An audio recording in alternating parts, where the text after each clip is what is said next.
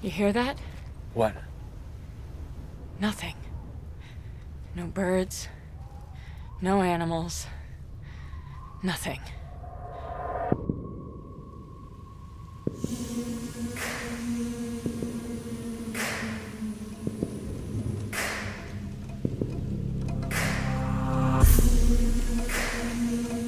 What happened here?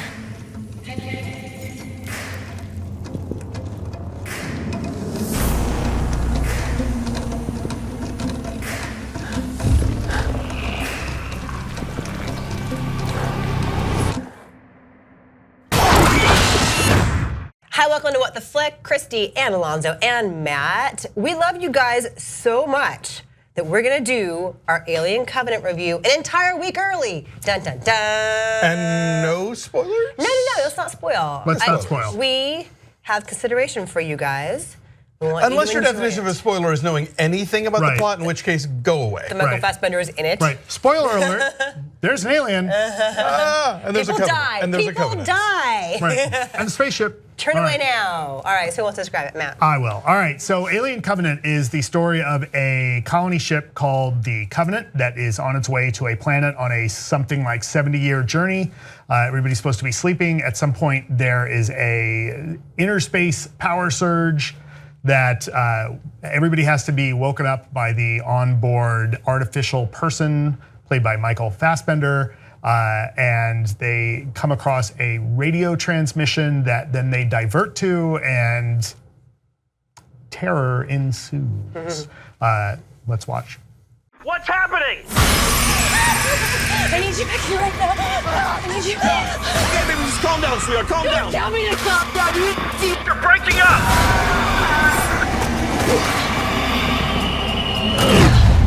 All of this is to start our new life.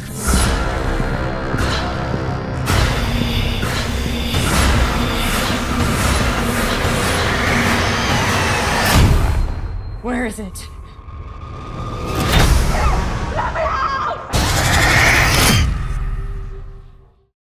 So I did not love Prometheus. Right, this is yet another Ridley Scott alien prequel kind of thing. Yeah. I dug this. I was squirming, I was screaming quietly to myself. It's lean, it's muscular, it's meaty, it's beautifully acted. Beautifully shot. Yeah, it's beautifully shot. Yeah, no, it looks. Darius Konji.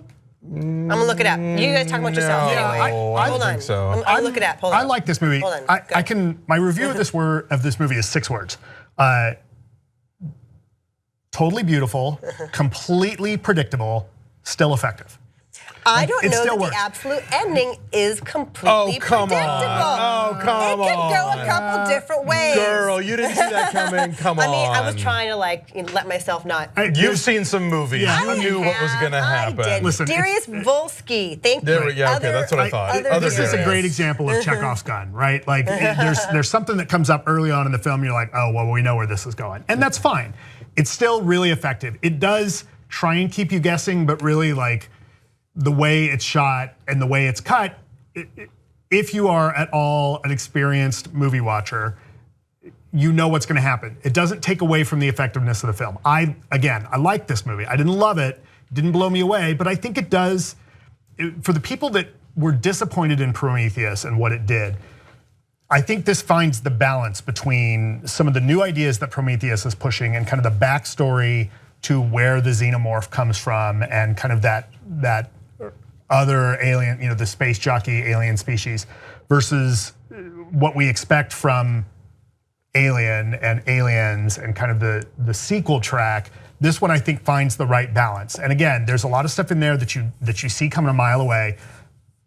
You may not, and it's fine. I'm not trying to be snotty about it. I think it still works. It's still like you're cringing and you're afraid and you don't like. It's very tense and exciting, and I think it worked. I think the scary moments are scary.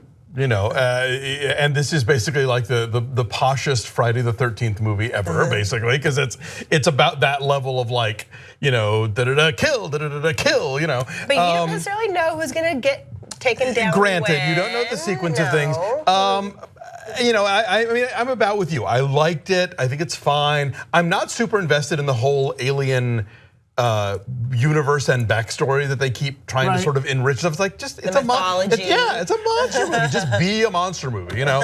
And when it's a monster movie, I think it's a good one. Like the setups for the scary moments are effective and stuff. But then when it's not, I was just sort of like, can we, you know, it didn't engage me in the meantime, which I was surprised because there's a really good cast here, you know. Yes, Billy Crudup and Catherine Waterston and Jussie Smollett and Amy Seimetz and you know Danny McBride actually was surprisingly good in a non-comedy role. Demi Bashir. Demi Bashir, you know, and so I didn't feel like it built much on that. Like there's a whole thing where there is a character who talks about being a person of faith and how that's been an obstacle in rising in the ranks. And I was like, okay, well, I know, you know, Prometheus got into that whole sort of God soup, and so maybe this is gonna, and then that's sort of never touched upon again. It's like it doesn't go anywhere, it doesn't build anything. It's said once, and it doesn't impact anything. It doesn't color that character because that character is barely doing anything but running around like everybody else, going, you know. No, I think it informs that person's decisions though later on in the film.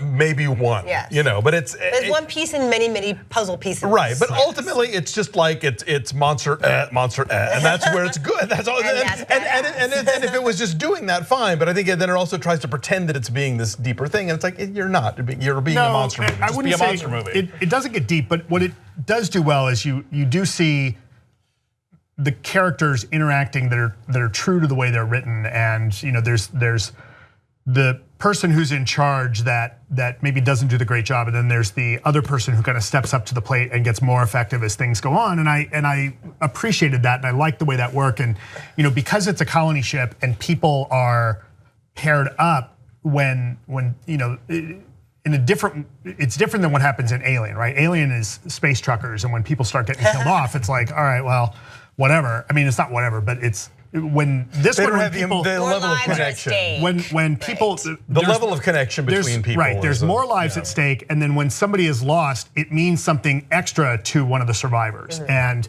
the movie acknowledges that and uses that to drive the story forward, and I liked that. I think that worked really well. Again, stuff that you see coming, but it's fine. Like I appreciated that idea, but then I just wish that also if we'd gotten to know those characters a tiny bit better, then it would have been all the more meaningful how they respond. Yeah, but they're delineated sufficiently that like you know who is who and who does what job and what their role is and what their personality is, right? You and know why those bonds matter. You know their function. You know their function in the plot, but as far as actual characters, do you care? Right. I think this movie is really good about delivering what a certain audience is going to want out of this and still being a solid movie. Like it would be easy to just make this what I think sometimes happens with horror films is just a splatter fest. And this movie does have real characters and does have a real plot and fits within the universe that they've created. Does it, you know, and even has a little bit of kind of the discovery that we were getting out of Prometheus. Now, it dials back on that a little bit. And there's still some of it there. If you watch Prometheus, you kind of probably have an expectation as to where it's going. Does it deliver on what I think fans of this franchise are gonna hope for? Absolutely. And so I think on that point, Alien fans are gonna really like this. You know, we may be a little bit jaded because we want to. I'm not jaded. I was into it. Alonzo's like, I saw shit coming. I like. Look, okay, I'm sorry. This movie has a really bad case of Westworld syndrome, which is it builds up to this ending that's like, ha ha, and it's like, yeah, we know. 20 minutes ago we knew that's where this is going. The journey is a destination. Don't be so damn proud of yourself, movie. We're all there already. It's all tense and well acted to get to that point. Yeah. I will say, and again, well made to get to that point. It's fine. I gave it a fresh tomato. I'm not shitting on this movie. It's just. Why do you hate Aliens? It's just kind of whatever. You want to build a wall around this. It's not Alien. And it's not Aliens. Mexico pay for it. Make other planets pay for it. So having said Saturn's going to pay for that one. You mentioned though that like how it fits with the franchise. I don't necessarily think you need to have A, seen Prometheus, or B, seen other Alien movies to still get into the like visceral action and the tenseness of it. I mean, I saw Prometheus only that one time when we saw it before we reviewed it. I haven't seen it since. I don't remember Prometheus all that well, but that didn't hamper my ability to get into this. Yes, but I think that there's stuff there where you're like, why are they talking about this? Why is this a thing? If you haven't seen Prometheus, you're going to be a little like. But if you love the franchise, as you say, you will dig this. I think it's better than Prometheus. Although I know people who are bigger Alien fans than I am that hate this movie. or at least are a little less into this movie than I am. So your mileage may vary. The thing that is kind of fun in this is that it does acknowledge kind of the stuff that we saw out of Geiger's original designs. Like it's this interesting intersection of sci-fi and Geiger designs and kind of Lovecraftian horror, and it all kind of works, right? And it's there's the one scene, there's one particular scene that's the flashback scene, the big flashback scene that if you've been reading stuff online, you've kind of read about this one particular scene that is epic in scope. And that's effective and it is horrifying and it's got shades of the figures from Pompeii and nuclear holocaust. And nuclear holocaust. And again, if you know these movies, and I know I'm repeating myself, there's no surprises here. I don't really want to hold that against it. It's effective, and I was pleasantly surprised by this one. And I would say in a Ridley Scott way, the craft is very good. Pleasantly surprised, even though I wasn't surprised. Oh, there you go. Like I don't know if this was a combo of CG and practical, or if it was all CG, but no, those were real aliens. You know what I mean. That's a real spine. There were, I mean, even the viscera. Like I don't even know if it was corn syrup or what, but it all scanned visually. It's all interesting to look at, and it's effective. I'm gonna say really fast. This is not a spoiler. Michael Fassbender is tremendous in this and chilling. That's all I'm going to say without spoiling. Don't come at me. So I liked it a lot. I'm giving it like a 7.8. 6.2. I think I don't hate. Why do you hate laughter? I don't hate. Yeah, there's so much laughter and love in this movie. I just thought that it was, if it had just leaned into being a genre movie, it could have been a better one. And if it had ambitions to be something else, it didn't quite get there. I give it a 7.